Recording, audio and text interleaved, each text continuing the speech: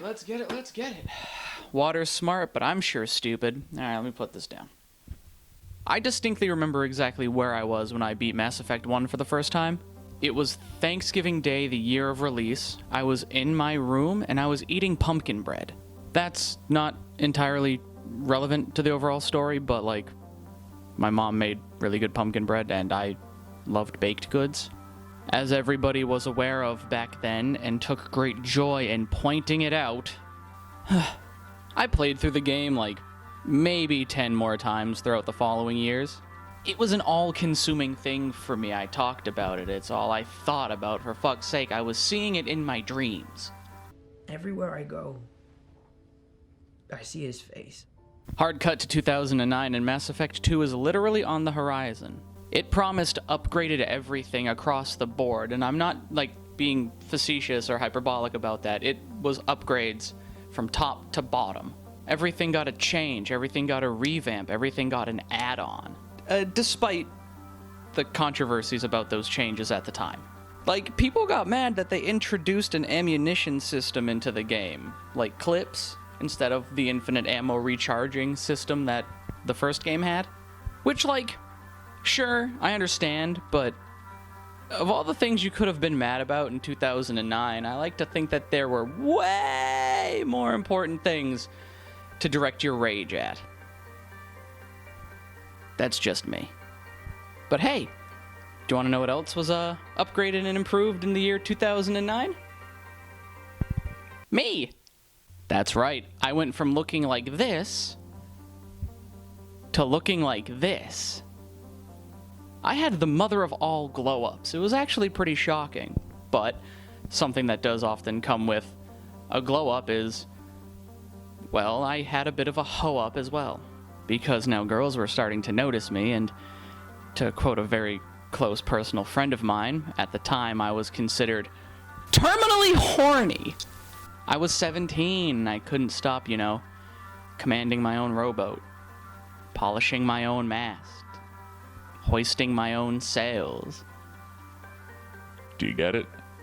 That's going to come into play later. Trust me.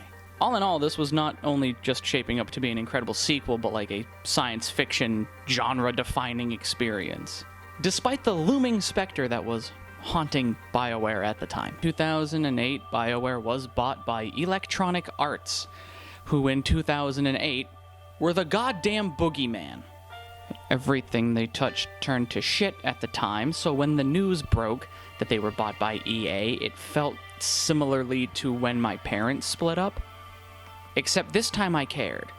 Sorry, Mom and Dad, but this is video games we're talking about. This is serious. I was absolutely heartbroken, and even though BioWare claimed that the game was halfway through development at the time, we all kind of knew what the score was. Things were going to change, and we all just kind of had to brace ourselves for the inevitable.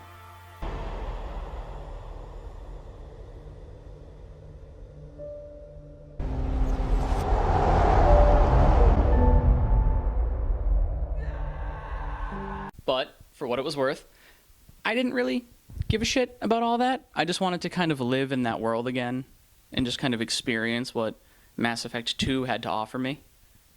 That's all I really wanted. And then I finally got my hands on it. Mass Effect 2, to me, has one of the best introduction sequences in gaming history. After being named Hero of the Citadel and stopping the Reaper threat, Commander Shepard has been left to clean up all the Geth resistance from the last game. But there's a new threat on the horizon. A clandestine organization called Cerberus, and its leader, the Elusive Man, voiced by Martin Sheen. That's pretty fucking cool. Then see to it that we don't lose him. Have been tracking a series of large-scale abductions, specifically human abductions, by an unknown alien race simply called Collectors. And on one of these random cleanup missions, the Collectors attack our hero and his ship. And they absolutely squad wipe the shit out of them. Oh, and it's awesome. The ship gets wrecked, people get blown up, and there's just this moment, this breathtaking moment. To me, it's one of the best moments in video game history, when you're going through your burning, decrepit, about to be destroyed ship, you're trying to save your brittle-boned pilot who just won't get with the program and leave, that this happens.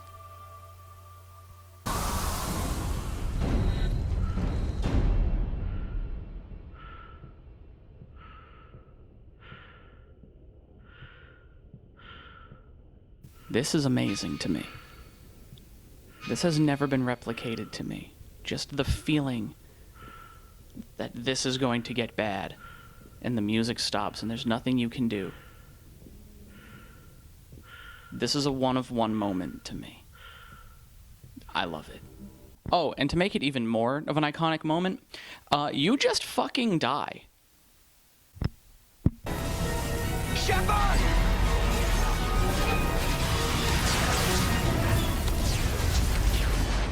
It sets the tone in such a stunning and beautiful way. The hero gets defeated by the enemy before they even know who the enemy is. It is total and utter defeat. And it's incredible. But as they say, hope is not lost, as your remains are recovered by the aforementioned group Cerberus, and you are reanimated and rebuilt from the ground up over like an in-game time skip of like 2 years. Our scientists spent the last 2 years putting you back together. You've been comatose, or worse, that whole time. Welcome back to your life. Oh, and by the way, everything that I just described to you about the intro takes place in the first 20 minutes of the game. You have received a 3-act experience in the time it takes for you to, I don't know, drink half a cup of coffee and take a morning shit. Buckle up. So, everybody thinks you're dead, and you essentially end up working for a terrorist organization. In order to find out why entire human colonies are being abducted. You get a brand new ship, you get your same brittle-boned pilot, and you get a mission. You are to assemble a team of hardcore badasses in order for you to go conduct a suicide mission at the Collector homeworld. That's the plot. That's all you need to know. That's it. And the game hammers home the term suicide mission more than once. That's for a good reason, and I will talk about that at the end. But that's the essential plot of the game. It's basically like Magnificent Seven, or like The Dirty Dozen, but in space, and everybody is fucking hot for some reason and wants to bone down. Which, granted, worked out great for me, because I was 17 and terminally horny. So right out the gate, you find that the gameplay also got a serious revamping. Now the gunplay feels smooth, and the tech and biotic powers have weight and are actually fun to use, as opposed to like the super clunky, clearly just thrown in there thing in the last game. You have dedicated hub worlds now that feel lived in, they feel alive, like there are stories to be told here. Specifically Omega, the dark and seedy, kind of grungy mirror opposite of everything the Citadel is. And it's run by one of the coolest characters in the franchise who we do not get enough of, called Arya T'Loak. Voiced by Carrie Ann Moss? That's fucking cool. She even has one of the coolest lines in the game. I'm the boss, CEO, queen, if you're feeling dramatic. It doesn't matter. Omega has no titled ruler and only one ruler.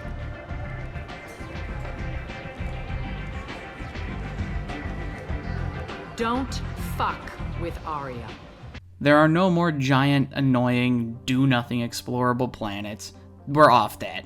Instead, they have these refined, straightforward side missions that all have a purpose and they all feel unique. And now they have actual weapons and armor that have a specific look and function. Gone are the days of having 7 fucking guns that look exactly the same with a different color and stats. It all feels planned and specific and fleshed out. And that also extends to the characters. Not only do your fan-favorite squad mates make like a triumphant and stunning return, like Garrus and Tally, but all of your new squad mates, besides like 1 or 2, are really fucking cool. Like Thane. Thane's awesome. Fuck yeah, dude. I want to hang out with a terminally ill assassin that's also just like a deadbeat dad. Or Jack. Fuck yeah, I want to hang out with Jack. A massively traumatized, super-powered criminal who was locked in space jail, and all she wants to do is fuck me and have murder fantasies. And even Miranda's cool, a genetically perfected, essentially a secretary for a terrorist organization, who does nothing but wear a leather catsuit into battle and is literally just Yvonne Strahovski. I'm not gonna complain, I'm not gonna complain. The catsuit's bulletproof. I'm not gonna complain. She looks good. She looks good. Whew, all this talk about boning down and hot squad mates, I need a water break. Smart water. Smart water. You like dumb people who can't focus the camera? Sponsor me. Make a video essay about how I fuck with your water. I don't know, you guys probably have like serious like criminal practices that I don't know about. Anyway, we're gonna get back to the video. And something new that they introduced into Mass Effect 2 this time around is something called the loyalty mission. Every single one of your squad mates has their own loyalty mission, and every loyalty mission is based off of a unique storyline that each squad mate has that is running concurrently with the main plot. And these are there to make sure that they are loyal to Commander Shepard and the mission as a whole. Because remember, suicide mission. They might not make it back. And failing these missions, or simply not doing them, can have disastrous consequences by the time that suicide mission comes around.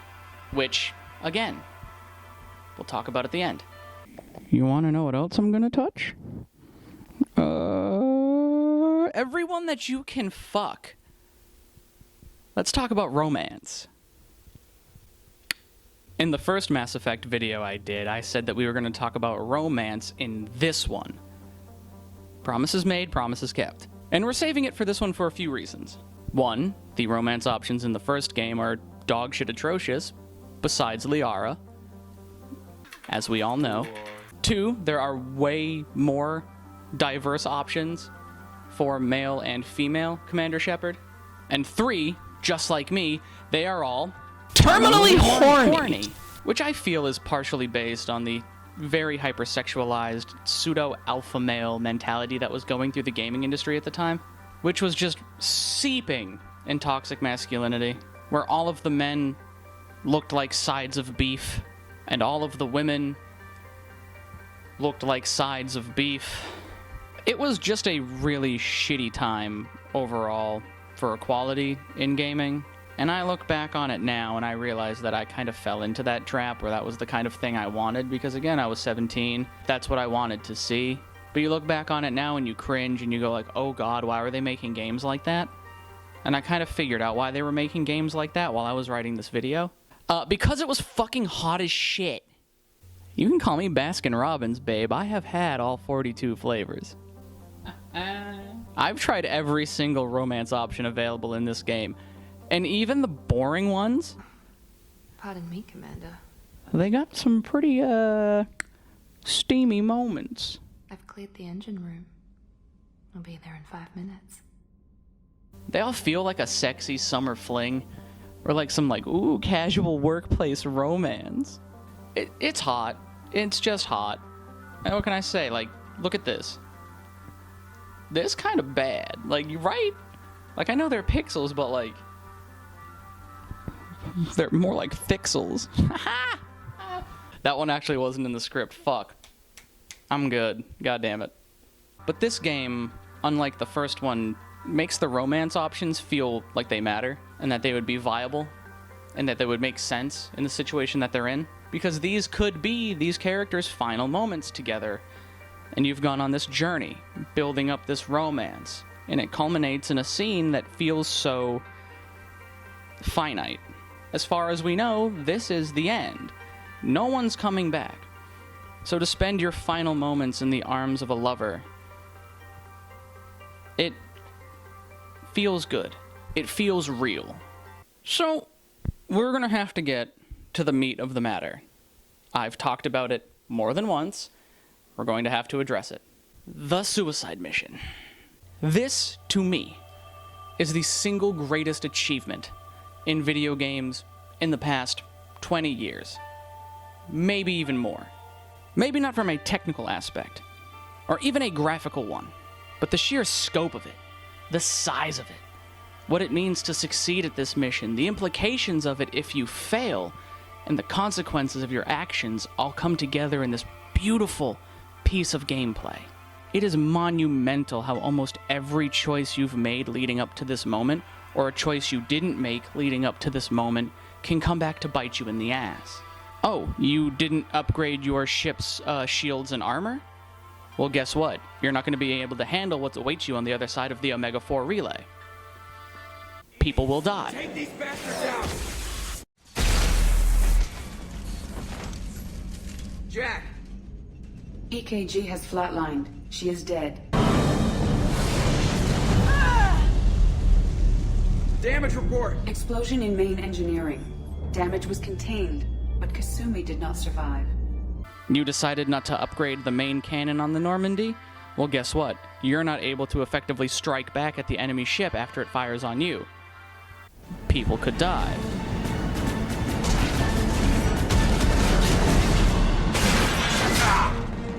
They got Thane! You have party members that aren't loyal to you and the mission as a whole? Well, guess what? They're now distracted from what they didn't get accomplished before they made it here. They could die. Pressing fire! Cover them!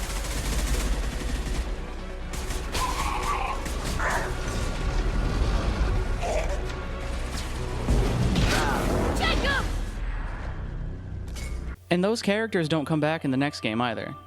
There is no magical "we've brought them back to life" button. They're gone.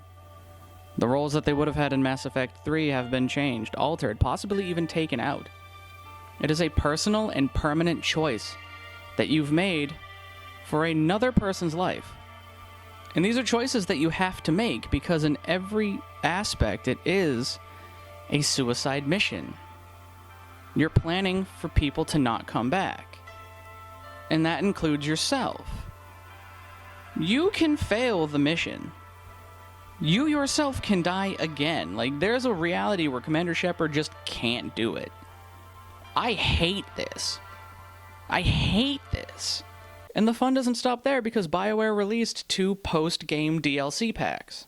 The first one, Lair of the Shadow Broker, reintroduces Liara not only as a party member, but as a potential love interest. You can reignite the flames that you once had at the end of Mass Effect 1 now, and that carries into Mass Effect 3. And you know me. I'm a one-woman kind of guy. I would never step out. And the plot of that one's really cool. You're basically going on a rescue mission from like another secret Black Ops entity that has kidnapped one of Liara's friends, and you just gotta go get him. And then there's like a cool alien, and this alien's like super intelligent, but he looks dumb. And then you kill him in a really stupid way because maybe he was dumb. And then you kiss. And then you kiss again. Yeah, say the line. Terminally horny. The second post-game DLC is called Arrival, and you literally just have to delay the Reaper invasion from happening too early, and the game gives you 2 in-game hours to do it, which is terrifying. And this DLC is super important because it leads directly into the beginning of Mass Effect 3. Not playing Arrival does fuck you over at the beginning of the 3rd game. That's why I would consider both DLCs essential. One for the story, one for the intro to Mass Effect 3. And the big thing about Arrival is that in order to delay the Reaper invasion, you have to let 300,000 innocent people die. And it's this moral decision on whether or not you try to warn those people or you just let them fry. It's like a really yucky trolley problem. Mass Effect 2 really was a formative experience for my young adult life. Sure, it had a lot of sex, and yes, I was getting more space-ussy than I was terrestrial-ussy, but it also forced me to deal with the consequences of my actions in a very tangible way. A way that I wasn't really experiencing in my day-to-day life. I was just a horny, white, moronic teenager in a middle-class town in New England. I was ready to live my whole life never experiencing consequences for my actions. I thought I was invincible in all aspects, but what my parents and what school and what society as a whole couldn't instill in me is that, like, choices matter. And it was strange that a video game kind of instilled that in me, that the choices I made had consequences and that they mattered, sometimes in a permanent way. It just helped me realize that the shit that I do in my day-to-day life has an impact. And to me, that's kind of how it made me a man. Outside of all the ditties. Mass Effect 2 might be one of the greatest video gaming experiences of my entire life. it does just really suck that Mass Effect 3 is just like such a... The hell is that noise? Hold on.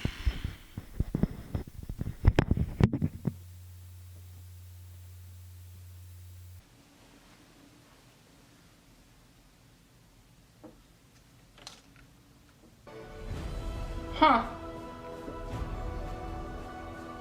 Well. Shit.